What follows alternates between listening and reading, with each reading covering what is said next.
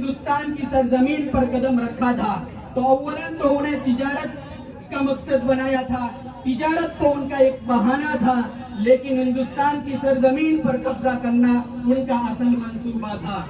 इस तरह की चालें चलना उनका हमेशा से चलता आ रहा है और हमेशा उनका यही रोल रहा है और यही अभी तक चलता रहा है।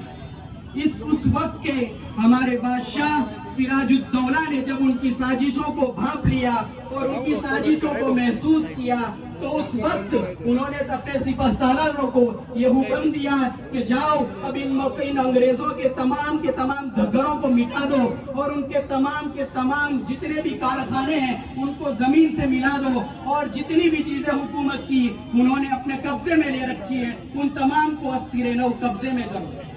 1757 के अंदर अंग्रेजों के दरमियान और सिराजुद्दौला के दरमियान एक प्लासी के मैदान में एक जंग लड़ी गई। 1757 में जंग पहली सिराजुद्दौला ने अंग्रेजों के साथ लड़ी थी। उस जंग में सिराजुद्दौला को जो सिपह सालार था वो मीर जाफर नामी था। मीर जाफर नामी इस्लाम का और देश का गद्दार था।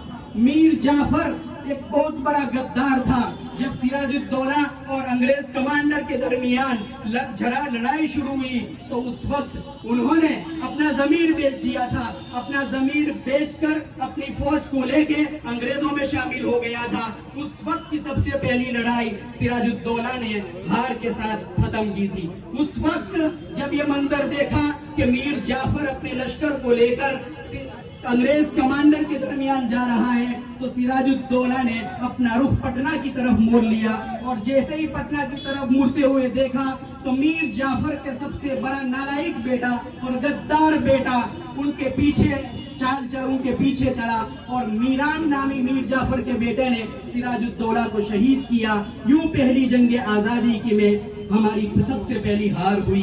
जंग आजादी में आगाज भी मुसलमानों ने ही किया था। मुसलमान जब घर में कोई शख्स हमला करता है तो सबसे पहले अगर कोई शख्स निकलता है तो घर वाले ही सबसे पहले निकलते हैं। गैर तो सिर्फ तमाशा ही होते हैं, गैर तो सिर्फ सामने देखकर वीडियो बनाने में मसरूफ होते हैं। आजकल में होता तो ऐसा ही होता, लेकिन उस दौर में भी तमाशा ही थे। वो कुछ लोग थे जो उस वक्त अंग्रेजों के टुकड़ों के ऊपर पड़ रहे थे, अपनी कुछ नौकरियों की तलबगारी की नीयत से अंग्रेजों के साथ मिले हुए थे। लेकिन मुसलमानों की जब शहादतें हुई, मुसलमानों ने जब अपना रोल अदा किया तो वो लोग तमाशाही बने थे। मुसलमानों ने ही सबसे पहले अपनी जान खपाई है।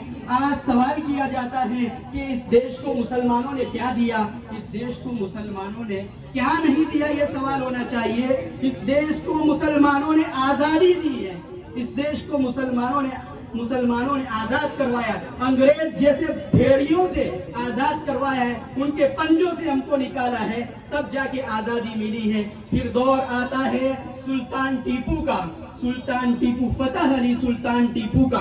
उन्होंने अपना बड़ा किरदार अदा किया। वो अपने आप में एक बहादुर और दूरअंदेश थे। उनके साथ भी यही मामला हुआ कि मीर सादिक की गद्दारी की वजह से वो अपने आप को शहीद करा बैठे। मीर सादिक के साथ सिर्फ मीर सादिक ही नहीं था, उसके साथ एक पूर्णिया पंडित भी था, मीर कासिम भी था, मीर मुइनुद्दीन भी था। यूं 1799 में श्रीरंगपट्टनम में टीपू सुल्तान ने शहादत पाई। फिर उसके बाद एक अंग्रेज खूनखार भेड़िया उनके सिरहाने खड़े होकर ये कहता है, आज हिंदुस्तान आजाद हो चुका है, आज हिंदुस्तान हमारा है। ये उनका नारा था। टीपू सुल्तान ने तो शहादत अपनी दे दी, लेकिन हमेशा के लिए तारीख ने अपने सीने के अंदर उनका एक जुमला रकम कर लिया है, महफूज कर लिया है कि गीदड़ की 100 साला जिंदगी से शेर की एक दिन की जिंदगी बेहतर है। इस तरह की सूरत हाल देखकर फिर उसके बाद आगे चलकर जब ये 1801 के अंदर या 1803 के अंदर जब सुल्तान टीपू की शहादत हो गई, उसके बाद अंग्रेजों ने बरमला ऐलान किया, अब मुल्क बादशाह सलामत का होगा, खल्क यानी मखलूक पूरी रआया पूरी रियाया अल्लाह की होगी, लेकिन हुक्म हमारा चलेगा, ईस्ट इंडिया कंपनी का चलेगा। जब ये नारा शाह अब्दुल अजीज रहमतुल्लाहि अलैहि ने सुना तो उस वक्त उन्होंने बरमला तौर पर यह ऐलान किया कि मुसलमानों अब जमा हो जाओ, ए हिंदुस्तानियों अब जमा हो जाओ।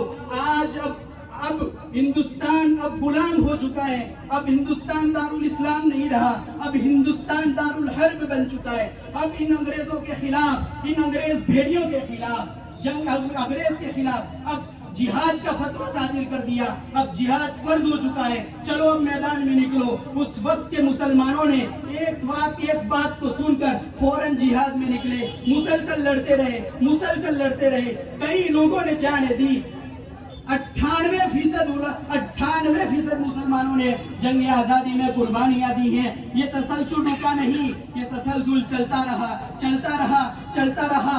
आखिरकार 1821 के अंदर बालाकोट के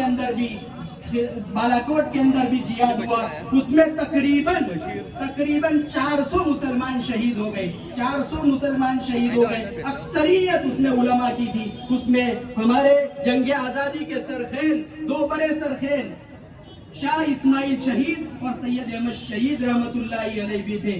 इन दोनों ने जो किरदार अदा किया उसको भुलाया नहीं जा सकता। एक तरफ अंग्रेज मजालिम कर रहे थे तो दूसरी तरफ सिखों ने भी उद्यम मचा रखा था। तो मुसलमानों ने एक तरफ मुसलमान अंग्रेजों के खिलाफ भी लड़ रहे थे, तो दूसरी तरफ उन्होंने अपना जो किरदार अदा किया, एक तहरीक जिहाद सिखों के खिलाफ भी चलाई थी। ये किरदार सिखों की भी जो दास्तान है, उन्होंने जो मुसलमानों पर जुल्म और सितम किया है उसको भी नहीं भूला जा सकता। बड़ा खतरनाक उन्होंने भी किरदार अदा किया है। वक्त नहीं है इसलिए जरा बराबर भी बयान नहीं कर सकता। फिर उसके बाद 1857 के अंदर एक लड़ाई लड़ी गई, शामली की लड़ाई, मार गए शामली कहते हैं। उसमें सारे हमारे अकाबिर उलमाए देवबंद मौजूद थे, उन्होंने सारी किरदार अदा किया। उसमें भी उलमाए देवबंद को जरा सी नाकामी हुई। नाकामी के बाद उन्होंने अपना रुख मोड़ लिया। वो अपना रुख मोड़ के दारुल उलूम देवबंद के क़ियाम की तरफ रवाना हुए।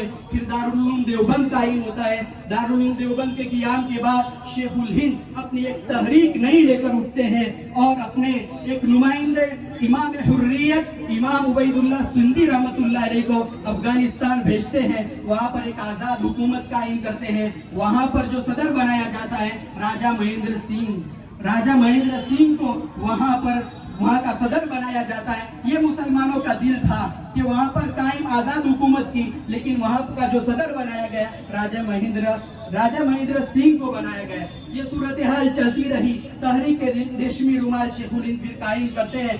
उसके बाद ये तहरीक भी जरा सी नाकाम होती है। अगर इसको राज में रखा जाता तो इस वक्त जो हिंदुस्तान का नक्शा है वो कुछ और ही होता वो, लेकिन राज फाश हुआ, तहरीक नाकाम हुई। इसी तरह चलता रहा। उसमें हमारे उलमाए किराम ने कितनी कुर्बानियां दी हैं। इमाम हुसैन मदनी रहमतुल्लाहि अलैहि, शेखुल हिंद रहमतुल्लाहि अलैहि, शाह इस्माइल शहीद रहमतुल्लाहि अलैहि, इस तरह के मौलाना मजहर नानोतवी रहमतुल्लाहि अलैहि, इस तरह के कितने अकाबिर जो गुमनाम हैं। इस तरह करके आज हमको आजादी पहुंची है। यूं फिर हिंदुस्तान की आजादी का जो मरहला आया 1947 15 अगस्त को और 28 रमजान 1366 बरोज जुमा को ये हिंदुस्तान आजाद हुआ। अंग्रेजों के पंजों से आजाद हुआ और अंग्रेजों के खूनखार पंजों से हमें आजादी मिली है।